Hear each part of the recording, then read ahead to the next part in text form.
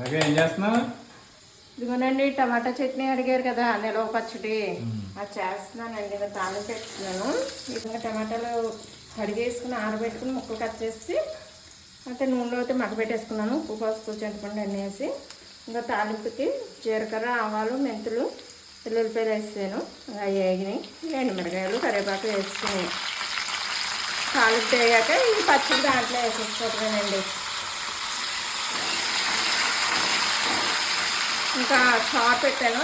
ఇంకా కర్రీ ఉన్నారు వద్దా పచ్చడి అవుతే తాలింపు అయిపోయింది కదా, పచ్చడి వేసుకున్నాం అనుకోండి. టమాటా పచ్చడి అయితే రెడీ అయిపోతుందండి.